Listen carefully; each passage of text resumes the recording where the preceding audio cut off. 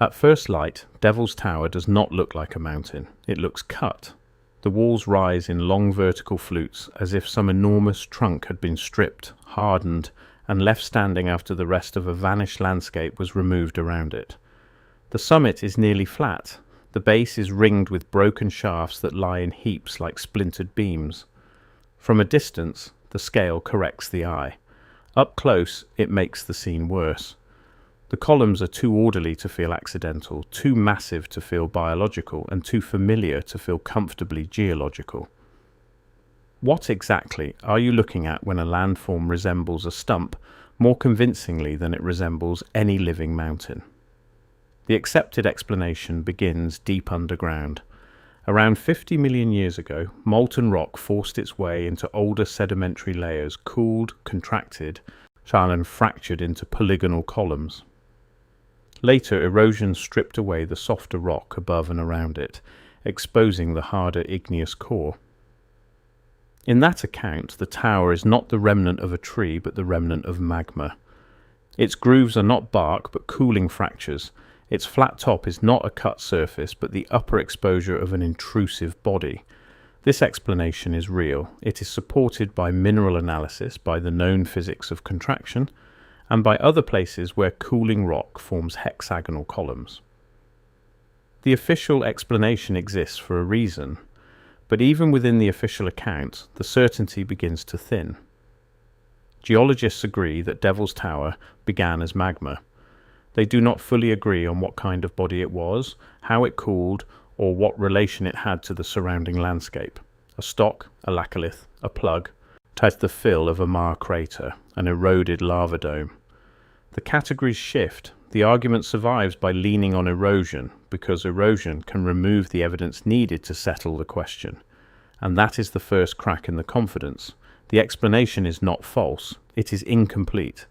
What remains is a structure so visually specific, so physically singular, that even the scientific account keeps revising the mechanism while preserving the conclusion. There is a more difficult possibility, one usually dismissed before it is examined. Not that every mesa is a tree stump, or that every column of basalt is fossil wood. That caricature is easy to defeat. The more serious theory is narrower and more unsettling. It suggests that some stump-like mountains, some columnar monoliths, and some petrified landscapes may preserve the mineral-replaced remains of an ancient arboreal category far larger than anything admitted by present biological models. In that reading, geology did not invent every form we see. In some cases, geology inherited the form from something older, then sealed it in stone and renamed it. What changed was the explanation. Start with form, because form is what began the suspicion. Devil's Tower rises roughly 800 feet from base to summit, wider at the bottom, narrower above, with the summit platform far smaller than the mass beneath it. Its columns climb hundreds of feet in near parallel alignment. At the base, fallen segments collect in an apron, as if the outer structure has been shedding long rigid strips for ages. This alone proves nothing. Yet the resemblance is not superficial. When it is structural, a broken boulder does not usually look like timber. A butte does not usually carry vertical fibers from base to top. And Devil's Tower is not the only example that pulls the eye toward the same forbidden analogy. Certain isolated monoliths, certain flat-top shafts, certain exposed cores in stripped basins present the same sequence of features: cylindrical dominance, radial debris, vertical patterning, and abrupt truncation. The objection is obvious. Resemblance is not evidence. True, but resemblance repeated across measurements, profiles, and landscape context is not nothing either. The pattern does not disappear.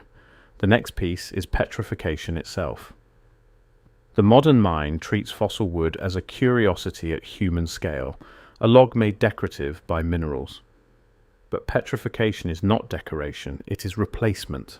Unsilica-rich water moves through buried wood cell by cell, preserving shape while erasing substance. The result can look less like wood than wood ever did in life. In the petrified forests of the American West, ancient trunks lie shattered into clean segments that visitors regularly mistake for saw cuts. Park records openly note how the quartz-like nature of petrified wood fractures with such regularity that people ask who cut the logs. That matters because it shows how quickly a biological object can cross the line into something geologists classify as rock. If a trunk can become quartz, if texture can outlive tissue, if shape can survive after chemistry has been overwritten, then mineral composition alone cannot end the question of origin. Stone can keep a memory while losing the material that made the memory possible. As the stone remembers, then there is the fossil record of trees standing where no modern forest should stand.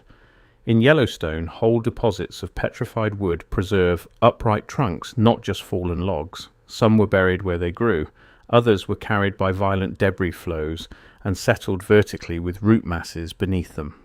In old coal regions, standing fossil stumps have been found above seams in mine ceilings in eroded slopes embedded within layered deposits that record repeated burial. These are not myths, they are routine paleobotanical facts. The official explanation is that volcanic ash, lahars, mud, sediment, and time can entomb forests in place or move them downslope and preserve them as stone. And that explanation is persuasive, but it also opens the door that later investigators try so quickly to close. A landscape admits buried upright forests, transported vertical trunks, and entire fossil wood provinces created by catastrophe. The distance between accepted paleobotany and forbidden scale becomes smaller than it first appears. The argument is no longer about whether wood can become mountain hard. It can. The argument is about scale, classification, and the violence required to preserve such forms. To be fair, the mainstream case against the giant tree theory is substantial. Columnar jointing is a documented process. Cooling rock does contract. Fractures do intersect in efficient geometric patterns. Hexagonal columns appear in places that no one mistakes for forests once the surrounding volcanic context is visible. Giant's Causeway, Devil's Postpile, basalt cliffs in Iceland, lava flows in Washington, and columnar formations on multiple continents. The chemistry of Devil's Tower is consistent with igneous rock, not a preserved cedar, and biological models place hard limits on tree height based on water transport, gravity, and structural load. If the theory were simply that modern type trees once grew 19,000 feet tall and then turned into phonolite, it would deserve the ridicule it receives. But this is also where the mainstream explanation begins to overreach. It explains the columns elegantly. It does not fully explain why the overall geometry of certain formations remains so stump-like that even non-specialists, without training or prompting, reach for the same comparison again and again. It explains the material. It does not settle the inherited form. And there is another problem. But the official explanation for Devil's Tower is stable only at the broadest level. At the decisive level, it is still a moving target. Was it an intrusion that never reached the surface, or the remnant of a volcanic throat, or lava filling a broad crater, or a dome later isolated by erosion? These are not cosmetic differences. They are entirely different histories for the same monument. The confidence people hear in the public explanation often belongs only to the outer shell of the argument: magma, cooling, erosion. Beyond that shell, the model becomes interpretive. It depends on evidence partly removed by deep time and on analogies borrowed from other landforms that are similar but not identical. That does not invalidate geology. It simply means geology, too, is reconstructing from fragments. So why is one reconstruction treated as serious inference while the other is treated as madness before the evidence is even assembled? If this were only one tower, the theory would collapse under its own appetite. But the pattern widens. Across the American West and beyond, landscapes repeat a strange family resemblance. Isolated shafts rising from stripped sediment, flat-topped masses with fluted sides, circular or oval crowns above tapered bodies, petrified woodfields nearby, buried forests in regional history, and basins that seem less like places where forms were built than places where forms were exposed after something larger was removed. Not every butte belongs in this category. Many are clearly erosional remnants of layered rock. Many plateaus are exactly what geology says they are. However, the serious claim is not universal substitution, it is selective recognition. Some formations may be ordinary mesas, others may be the lithified cores of former biological giants, later read through the only disciplinary language available.